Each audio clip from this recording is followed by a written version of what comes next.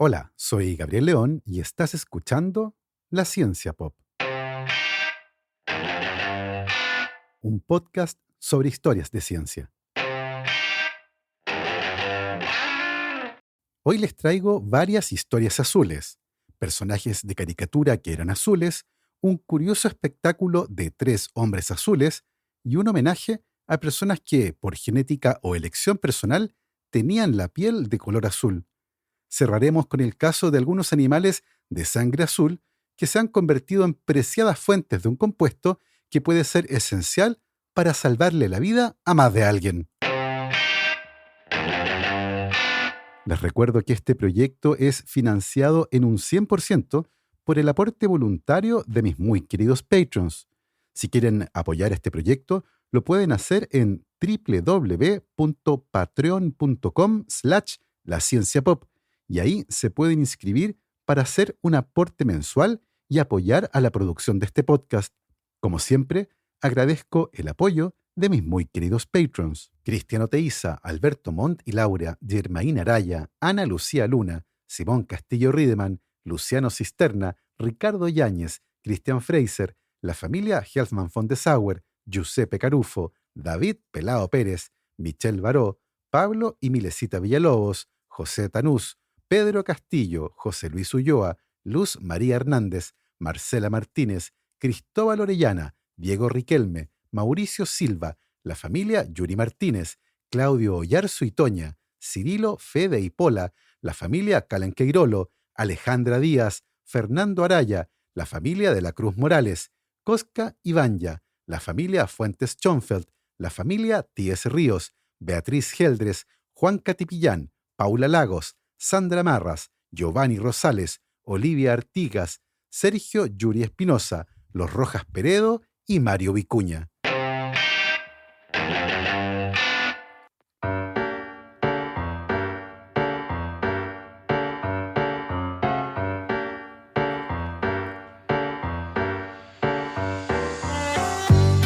En 1958, en Bélgica, un dibujante llamado Pierre Culliford, más conocido por su seudónimo Pello, creó un grupo de personajes diminutos, de gorro blanco, piel azul y actitud inquietantemente entusiasta.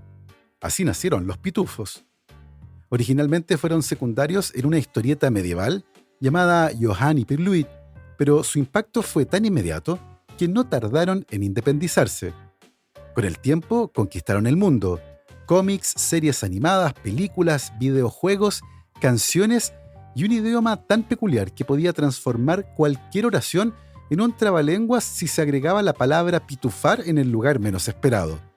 Una cosa interesante de esta historia es que el icónico color azul de los pitufos no fue idea de Pello, sino que de su esposa, Janine, más conocida como Nin, que trabajó junto con él como colorista.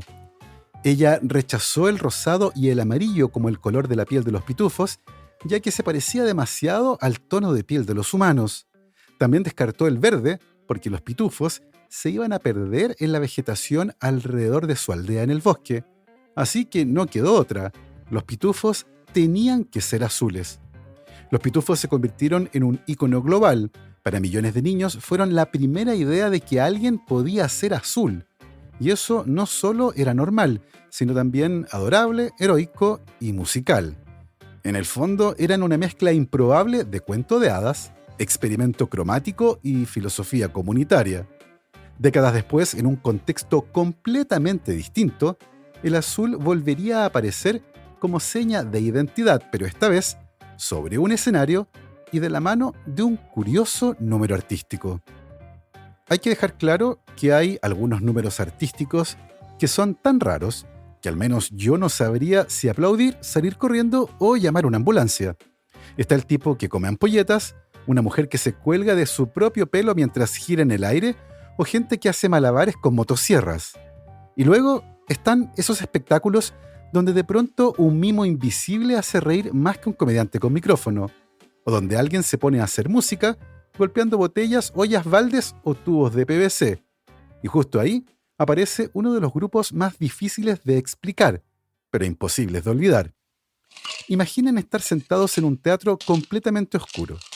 De pronto, unas lucecitas iluminan el escenario y aparecen tres figuras calvas, inmóviles, completamente pintadas de un azul intenso.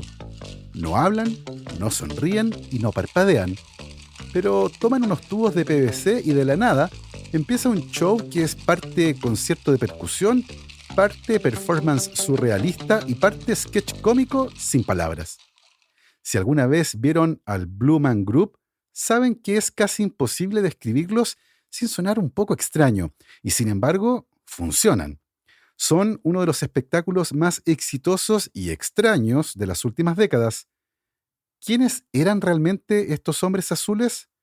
Bueno, el Blue Man Group nació en Nueva York a finales de los años 80. Tres amigos, Chris Wink, Matt Goldman y Phil Stanton, decidieron experimentar con una forma distinta de arte. No tenían grandes recursos, pero sí muchas ganas de romper las reglas. Su primer acto fue en la calle, una especie de funeral simbólico donde enterraron objetos de los años 80, como una peluca de Ronald Reagan, una copia del Wall Street Journal y un six-pack de Budweiser, así de raro. Pero la idea era clara: querían dejar atrás una década marcada por el ego, el consumo y los excesos para empezar algo nuevo, algo azul, calvo y raro.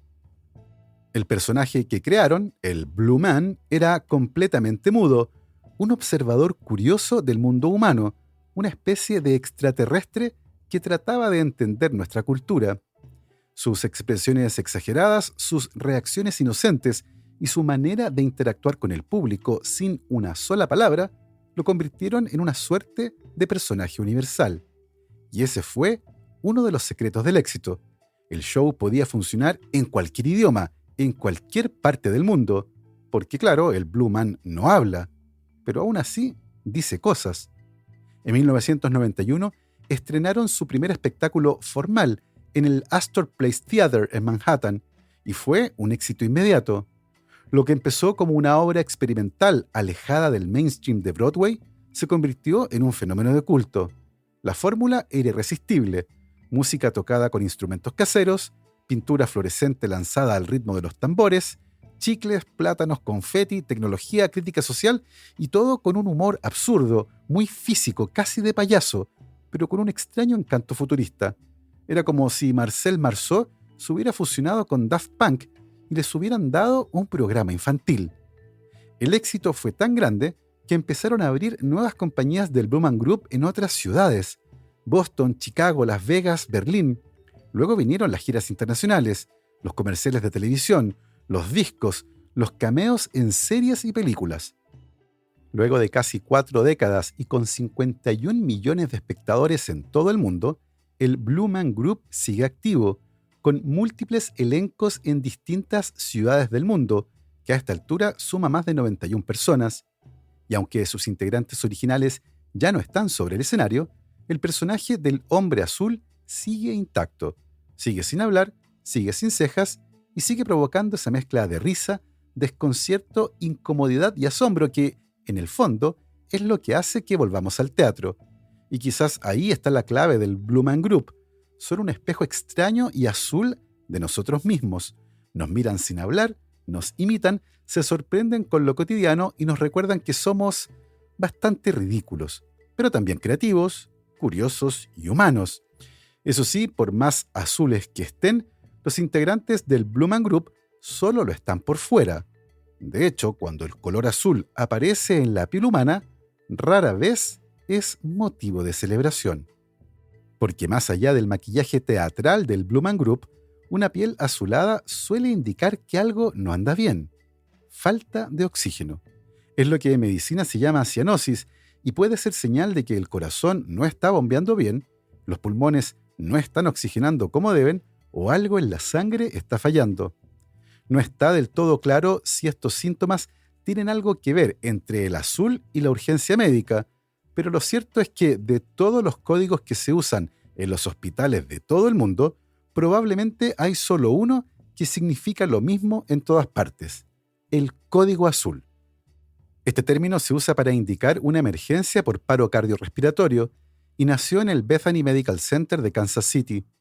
En ese contexto, el azul no es un color, es un llamado. Un grito silencioso que activa al equipo médico para traer de vuelta a quien está en la frontera entre la vida y la muerte. A pesar de que claramente el color azul en la piel es una señal de alerta, hay una historia muy interesante en la que personas azules comenzaron a proliferar y no parecían estar en peligro. Estoy hablando de personas que eran azules de verdad, azules por dentro y por fuera, y no porque fueran artistas, sino por una mutación genética.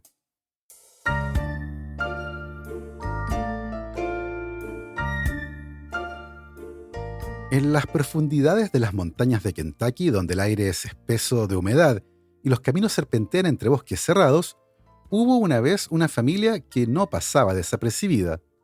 No porque fueran ruidosos, ni escandalosos, ni ricos, todo lo contrario. Eran tranquilos, humildes y trabajadores. Pero su piel era azul, azul de verdad. No un tono así como medio morado, como cuando uno tiene frío, no. Era azul. Azul como el cielo de invierno, azul como un lápiz de cera azul. Azul como si hubieran salido directamente de una caja de pinturas. El apellido de esta curiosa familia era Fugate, y durante generaciones vivieron en un rincón remoto del condado de Berthitt, en un lugar con un nombre que ya suena a presagio, Troublesome Creek, algo así como el arroyo problemático. Allí construyeron sus casas, cultivaron su comida, criaron a sus hijos y mantuvieron un secreto a voces, el color inusual de su piel, que los distinguía de todos los demás, pero que en esa región montañosa y aislada terminó siendo parte del paisaje. La historia comienza a mediados del siglo XIX, cuando un inmigrante francés llamado Martin Fugate llegó a Kentucky. Según algunas versiones, era huérfano y no tenía nada más que una pequeña parcela en esa zona agreste. Se casó con una mujer local llamada Elizabeth Smith, quien, según se cuenta, tenía el cabello pelirrojo, los ojos azules intensos y una piel tan pálida que casi parecía traslúcida. Lo curioso es que, con el paso de los años, varios de sus hijos comenzaron a mostrar una coloración azulada en la piel. No era algo evidente desde el nacimiento, pero con el tiempo se hacía visible, sobre todo en los labios, la cara y las manos. Al principio causó sorpresa e incluso temor, pero la familia seguía funcionando como cualquier otra. Trabajaban, se casaban, tenían hijos y el azul persistía, como un legado que se transmitía de generación en generación. Lo más notable es que no eran solo uno o dos miembros los que tenían ese rasgo particular. Eran muchos. Hermanos, primos, tíos, el azul se había instalado como un rasgo distintivo de los Fugates. Y como el aislamiento de la región hacía que fuera común casarse dentro del mismo círculo familiar, los genes, aunque en ese momento nadie hablaba de genes, siguen encontrándose una y otra vez. En las cercanías, todo el mundo los conocía. Eran los azules. Pero en la comunidad no eran motivo de burla. Eran parte del tejido local. Raros, sí, pero no ajenos. En una región donde las carreteras eran pocas, la televisión llegaba con suerte y los doctores eran un lujo ocasional, la rareza tenía espacio para echar raíces. Uno de los más recordados fue un hombre llamado Benjamin Stacy, bisnieto de una de las Fugates, que nació en 1975 con un tono de piel tan azul que dejó boquiabiertos a los médicos del hospital. Todos pensaron que estaba a punto de morir, que algo gravísimo le estaba pasando, hasta que repararon en su linaje, los Fugates del Troublesome Creek. Así de natural era el asunto en esta familia. Pero claro, para los que eran de afuera, la pregunta inevitable era ¿por qué? ¿Por qué esta familia tenía la piel azul?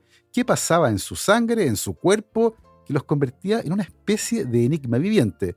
Y ahí es cuando la ciencia entra en escena, con un médico curioso y un laboratorio improvisado en medio del bosque. Si bien el misterio de esta familia llamó la atención de muchos a lo largo de los años, recién en la década de 1960, un médico decidió investigarlo en serio. Su nombre era Madison Cowan III, un hematólogo del Centro Médico de la Universidad de Kentucky. Un día llegó hasta él el caso de un minero de la zona que tenía un color de piel azulado y que, a pesar de su apariencia, parecía estar perfectamente sano. Ahí el Dr. Gawain recordó una historia que había escuchado en su infancia, la leyenda de una familia azul en las montañas de Kentucky. No era una metáfora ni una forma de hablar, eran azules de verdad. Intrigado, el médico se internó en la región. Fue de casa en casa, buscando y entrevistando a los descendientes de los Fugates, tomando muestras de sangre y escuchando sus historias. Lo que descubrió fue un caso fascinante de genética recesiva, aislamiento geográfico y química sanguínea. El diagnóstico fue claro. Los Fugates sufrían de una rara condición llamada metahemoglobinemia. Para entenderla tenemos que hacer una pequeña excursión a la bioquímica del oxígeno y la sangre. Resulta que nuestra sangre contiene una proteína muy particular llamada hemoglobina, que es la que se encarga de transportar el oxígeno desde los pulmones a los tejidos. Esa proteína hemoglobina tiene hierro en su estructura y ese hierro debe estar en un estado químico específico, el estado ferroso, para que pueda unirse al oxígeno. Sin embargo, en la metahemoglobinemia, ese hierro se oxida y pasa al estado férrico, y cuando eso ocurre, la hemoglobina ya no puede transportar oxígeno de forma eficiente. Como resultado, la sangre pierde ese color rojo brillante que asociamos justamente con la sangre oxigenada y adquiere un tono más oscuro, algo así como achocolatado. Es ese cambio en el color de la sangre el que hace que la piel de las personas se vea azul desde afuera, especialmente los labios, las uñas y las mejillas. Es básicamente el mismo fenómeno que ocurre cuando a alguien le falta oxígeno, solo que los Fugates era permanente. Pero lo más curioso es que esta condición puede ser hereditaria, y en el caso de esta familia lo era. El médico descubrió que ambos miembros fundadores de la familia, Martin Fugate y Elizabeth Smith, probablemente eran portadores de una mutación en un gen en particular, que es el encargado de mantener el hierro de la hemoglobina en el estado correcto. Si solo tienes una copia del gen defectuoso, no pasa nada. Pero si heredas dos, una de mamá y una de papá, entonces la enzima no funciona bien y aparece la metahemoglobinemia. Todo sugiere que los fundadores de la familia eran portadores de la mutación, es decir, cada uno tenía un gen defectuoso. Ellos no manifestaban esta condición a través de la piel azul, pero algunos de sus hijos heredaron las dos copias defectuosas del gen, y ellos sí eran azules. El aislamiento y la costumbre de casarse dentro de la misma familia hizo el resto. Así, generación tras generación, la mutación seguía circulando y manifestándose. El médico logró demostrar que el problema se podía tratar, al menos de forma temporal, tomando azul de metileno, una sustancia que actúa como un agente reductor, ayudando a revertir el hierro de la hemoglobina a su estado funcional. Les inyectó una pequeña dosis de esta sustancia azul a alguno de los miembros afectados de la familia y en cuestión de minutos, el azul de su piel comenzó a desaparecer. Fue un momento casi mágico. El color que había definido a la familia durante más de un siglo se desvanecía frente a los ojos de la ciencia, y curiosamente inyectando algo que era de color azul. El efecto, sin embargo, era pasajero, y el color azul de la piel volvía con el tiempo. Sin embargo, con el paso de los años, algo más contribuyó a que el azul desapareciera. El mundo cambió. El aislamiento que había mantenido los Fugates viviendo en un pequeño microcosmos genético empezó a romperse. Se construyeron carreteras, llegó el tren, los caminos de tierra dieron paso al asfalto, llegaron los autobuses escolares, los matrimonios con gente de otras regiones, y al poco tiempo, como si la historia misma se estuviera diluyendo, la condición dejó de aparecer. El último caso documentado fue el que les conté antes, el de Benjamin Stacy, bisnieto de una de las Fugates y que nació en 1975. Hoy, la familia azul es solo un recuerdo en los archivos médicos y en la historia oral de Kentucky. Lo más importante de este descubrimiento es que convirtió una rareza casi folclórica en un caso clínico muy bien documentado, y también nos dejó una lección poderosa. que incluso los misterios más peculiares pueden tener explicaciones racionales si alguien se toma el tiempo de escuchar, observar y sobre todo preguntar. Y así los Fugates pasaron de ser una curiosidad local a una leyenda médica, no porque estuvieran enfermos, sino porque su piel azul contó una historia de genética, aislamiento y cómo la ciencia puede iluminar los rincones más olvidados del mapa humano. En los Fugates el azul venía desde adentro, era hereditario, silencioso, involuntario e inevitable. Sin embargo, décadas más tarde, aparecería un nuevo hombre azul en la televisión de Estados Unidos. Esta vez el azul no venía de una mutación genética ni de un remoto rincón montañoso, sino que de una botella de una medicina casera y de una decisión personal. Su nombre era Paul Carrason y durante los años 2000 se convirtió en una especie de celebridad accidental. Apareció en programas como el Today Show y también en Oprah, y no hablaba mucho, era algo huraño, pero su aspecto hablaba por él. Tenía la piel completamente azul, con una barba blanca que lo hacía parecer un gnomo salido de un cuento nórdico o una versión alternativa de Papá Pitufo. De hecho, algunos le decían así, Papá Pitufo, y no era maquillaje, era real y era permanente. La historia de Paul comenzó con un problema de salud común, dermatitis severa. Buscando alivio, leyó sobre los supuestos beneficios de un producto llamado plata coloidal, una antigua sustancia que había sido usada como antiséptico antes de la llegada de los antibióticos, cuando la gente tomaba cocaína o heroína para un resfrío. Se trata básicamente de una suspensión de partículas microscópicas de plata en agua. Paul no solo comenzó a aplicársela en la piel, también comenzó a beberla todos los días, y lo hizo durante años. Lo que aparentemente no sabía es que el consumo prolongado de plata puede provocar una condición llamada argiria, una acumulación de partículas de plata en la piel y otros tejidos del cuerpo. Con el tiempo y al exponerse a la luz del sol, esas partículas reaccionan como si fuera una película fotográfica y se oscurecen, y el resultado es que la piel toma un tono azul grisáceo que no se puede revertir. Es como tatuarse todo el cuerpo con polvo metálico por dentro y por fuera. Paul aseguraba que la plata coloidal lo había ayudado a superar su dermatitis y que no se enfermaba nunca, pero también admitía que su aspecto lo aislaba. Lo miraban raro en la calle, lo apuntaban con el dedo. Se mudó a un lugar más tranquilo, fuera del radar. En el fondo no era un tipo que buscara la fama, pero una vez que su historia se hizo conocida, ya no pudo escapar de la atención. En las entrevistas mantenía una actitud estoica y decía que lo importante era sentirse bien, no como se veía por fuera. Sin embargo, reconocía que su piel azul le había cerrado muchas puertas, sobre todo en el trabajo y en las relaciones sociales. Paul murió el año 2013, cuando tenía solo 62 años, por complicaciones cardíacas y una neumonía. En sus últimos años vivía en un albergue, sin muchos recursos. Su historia se convirtió en una advertencia viva y azul sobre los riesgos del uso no regulado de remedios alternativos. Lo irónico es que la misma sustancia que consumía para mejorar su salud terminó afectando su calidad de vida de una forma irreversible. La ciencia no niega que la plata tenga propiedades antibacterianas, pero eso no significa que debamos beberla a diario como si fuera un tónico mágico. Esta historia es claramente una advertencia con respecto a esas cosas que a veces leemos en sitios de dudosa procedencia.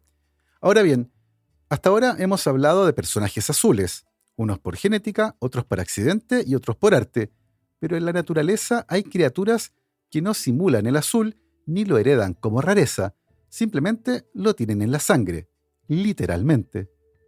Mientras los humanos y la mayoría de los vertebrados tenemos sangre roja gracias a la hemoglobina, muchos invertebrados marinos usan otra proteína completamente distinta, la hemocianina. Y en vez de hierro, la hemocianina contiene átomos de cobre, y cuando el cobre se oxida, no se pone rojo, se pone azul. Así de simple, así de espectacular. Este sistema circulatorio azul está presente en animales como los pulpos, calamares, babosas marinas y cangrejos herradura. Pero entre todos ellos, Hay uno que brilla por su valor para la ciencia moderna: el cangrejo herradura del Atlántico, Limulus polyphemus. Se trata de un animal realmente impresionante. Imaginen una especie de casco medieval con patas. Es un bicho jurásico que parece salido de un videojuego. Y es lo que es. No de un videojuego, pero sí del pasado remoto. Este animal ha cambiado muy poco en los últimos 450 millones de años, lo que lo convierte en la práctica en un auténtico fósil viviente. Caminaba por las playas prehistóricas antes de que existieran los dinosaurios. Y aunque su aspecto no ha cambiado mucho, su sangre azul celeste tiene una propiedad que lo convierte en uno de los animales más importantes, fascinantes y explotados por la industria biomédica. Resulta que este cangrejo se mueve en ambientes donde las infecciones bacterianas son tremendamente comunes, y en su sangre ha desarrollado un mecanismo de defensa fantástico. Resulta que la sangre del cangrejo herradura es hipersensible a un tipo de contaminante llamado endotoxinas bacterianas. Estas son moléculas que forman parte de la membrana externa de ciertas bacterias, y aunque estén presentes en cantidades minúsculas, pueden desencadenar fiebre alta, septicemia, shock séptico o incluso la muerte en humanos. En los años 70, los científicos descubrieron que la sangre de estos cangrejos contiene un componente que reacciona instantáneamente ante la presencia de endotoxinas. Literalmente, se coagula cuando detecta una. Y eso permitió crear una prueba rápida, segura y extremadamente sensible para garantizar la esterilidad de todo tipo de productos médicos. Cada vez que recibimos una inyección, una vacuna, una bolsa de suero o una válvula cardíaca, es casi seguro que en algún punto del proceso hubo sangre de cangrejo herradura involucrada. Una sola gota de sangre puede detectar impurezas invisibles para otros métodos. No exageramos al decir que su sangre salva millones de vidas humanas cada año, pero como suele pasar cuando algo se vuelve valioso, la historia también tiene un lado oscuro. Porque claro, cada año se capturan entre 400.000 y 600.000 cangrejos herradura en las costas de la costa este de Estados Unidos. Luego son llevados a laboratorios donde se les extrae hasta un tercio de su volumen total de sangre y luego, en teoría, los devuelven al océano. Lo que ocurre es que muchos no sobreviven. Las estimaciones varían, pero se calcula que entre un 10 y un 30% de los cangrejos mueren por el proceso y que los que sobreviven pueden quedar desorientados o dejar de reproducirse. El impacto ecológico de esta práctica preocupa a los conservacionistas, y no solo por los cangrejos en sí, sino también por otras especies que dependen de ellos. Por ejemplo, la playera rojiza, una pequeña ave migratoria, sincroniza su viaje desde el Ártico hasta Sudamérica para coincidir con la puesta de huevos del cangrejo herradura. Sin esos huevos, los pájaros no tienen energía suficiente para completar su viaje. Todo está conectado. Por suerte, en los últimos años han surgido alternativas. En 2016, una empresa biotecnológica suiza desarrolló una versión sintética del compuesto que se encuentra en la sangre azul de los cangrejos y que puede fabricarse sin tocar ni un solo cangrejo. Funciona igual de bien y ya ha sido aprobado en Europa y por algunas agencias regulatorias en Estados Unidos, y se espera que en el futuro reemplace completamente la necesidad de sangre natural de cangrejo. Pero el cambio es lento y mientras tanto, los cangrejos siguen siendo sangrados año tras año. Y sí, puede sonar paradójico. En un mundo donde el azul en la piel puede ser símbolo de arte, de enfermedad o de rareza genética, resulta que los únicos que tienen sangre azul de verdad son animales antiguos, silenciosos y con un rol crucial en la ciencia moderna. Así que quizás la próxima vez que veamos algo azul, deberíamos preguntarnos qué historia lleva dentro, porque el azul, aunque lo asociamos con la tristeza, con la melancolía o con el peligro, también puede ser una señal de adaptación, de resiliencia y de valor escondido, porque a veces lo que parece raro es justamente aquello que nos podría salvar. Así hemos llegado al final de esta historia azul. Espero que la hayan disfrutado. Yo me despido como siempre agradeciendo el apoyo incondicional de mis muy queridos Patreons: Paola Oyarzún, el artista, Ariel Guerrero, Ronda Butler, Bruno Gisling, Silvana Cartagena y Gabriel Chimino, Andrea Méndez, Guillermo, Sebastián y Celeste Acuña, Edu Arnelo, Mr. Corner, Juan Francisco San Martín, Juan Pablo Cortese, Gail Jewell, Javier Ocaranza, J. Pérez, Matías y Chay, la familia Verdugo Enríquez, Andrés Arias, Martina y Gaspar Fernández, César Antonio Cid, la familia Moya Velázquez, Liliana Guzmán, Jordi Torras, Katia Ramírez, Rolando Cosio, Víctor Bucarey, Julio Serrano, Javiera Castro, Wolfram Gurlich, la familia Gallegos Iturriaga, Maricruz Ormeño, Los Piñones Guísica, Playita Restobar Guanaqueros, Joel Moya, Rodrigo Salas, Luciano Santana, Alecito Enríquez, Tumbo y Aceituno Crisóstomo, Manguito y Daniela Millavil. Nosotros nos volvemos a encontrar el próximo viernes. Que esté muy bien, cuídense mucho, lávense las manos y por supuesto, que la ciencia los acompañe.